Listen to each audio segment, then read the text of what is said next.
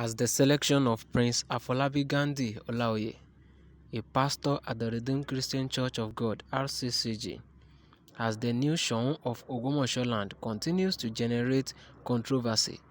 The head of the Kingmakers in Ogbomoso, High Chief Sobaloju Otolorin, this weekend cleared the air, affirming that Aloye is the next king of the ancient town. He dismissed the claim by the Aloye ruling house that the family had not selected anybody to fill the vacant stool, asserting that due process was followed in the selection of the crown prince. Otolorin, who is also the Ariago of Ogbomoso, disclosed this while speaking with newsmen in Ogbomoso. The head of the Kingmakers said what has been insinuated in regards to the selection of Aloye was far from the truth. He however said he had promised during the selection and interview exercise to embrace the three religions, namely traditional, Christianity and Islam. It would be recalled that the chairman of the screening committee for the Aloye ruling house, Alhaji Abdulwahab Aloye, last Thursday disclosed that the family had not selected anybody, therefore called on the public to disregard what he termed as a rumor. Obajima Oyewumi, the late Seun of Ogbomoso, joined his ancestors on Sunday, December 12, 2021. Hence, the need to select the new king among the 23 candidates to fill the vacant stool. Otolorin, while speaking further, said many factors were put into consideration before a name was arrived at, insisting that no kingmaker collected bribes from any candidate and that the kingmakers acted in the best interest of the town. He pointed out that Prince Gandhi's name was on the list of the 23 proposed by his family, noting that the denial now was a surprise.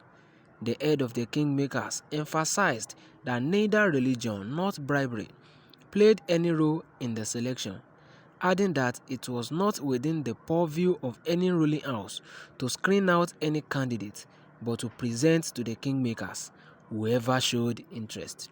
Otolorin said what the family could have done was to encourage the aspirants to step down for each other before it got to the Kingmakers, affirming that the family had no legal right to screen out any candidate except on a valid reason, like maybe he is not a true born of the family or he has a deformity. The problem began when all members of their so-called screening committee put the names of their children and nephews forward. Because of that, they couldn't resolve it. For instance, their Mogaji had 3 nominees. The family secretary had his child. Another family head called Cashman had his nominee. And one Alhaji Wahab, who happens to be the chairman of their screening committee, had his own. Every one of them. That is why they couldn't resolve it. So they had 23 names which they brought to us, and we asked them if all of them are eligible, and they said yes. That was why they sold forms to all of them. They forwarded the names to the local government in accordance with the law, and the council sent the list to us, which we subsequently considered with local government officers as observers. That is where the assignment of the family ends. We invited them one by one to interview them, and we found useful information furnished by the family on each of them. The first question we threw at them is that you knew there was more than one religion being practiced in Ogbomoso: traditional religion, Christianity, and Islam, whether they were ready to embrace the 3 religions, and each of them answered yes. We also told them it was not a matter of saying I have 10 million naira in my account. It is beyond that. In the first place, the palace is now empty, and you will have to replace everything from furniture to the last thing. In addition, we informed them that there were many court cases pending, and the burden of which they would have to shoulder for years. We let each of them know that whoever would rise to the throne would have to adequately prepare for the financial burden. Furthermore, there are staffs in the palace, most of whom are not being paid by the government but by the late Oba. So we told them this was an additional responsibility, and they all agreed in affirmative. We further told them that on Fridays, members of the royal families and others did come to the palace to be fitted by the late Oba, and that there won't be government assistance. All this is documented by the local government officers who sat as observers. We now went through their CVs and seriously considered who had the wherewithal to step into the gigantic shoes. We considered their profiles meticulously. This is not a matter of saying I am a pensioner.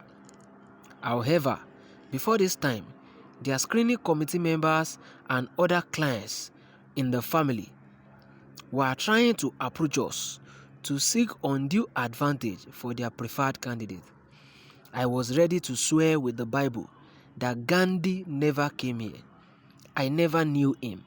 I spoke to him for the first time on the day of the interview, and he even used a face mask.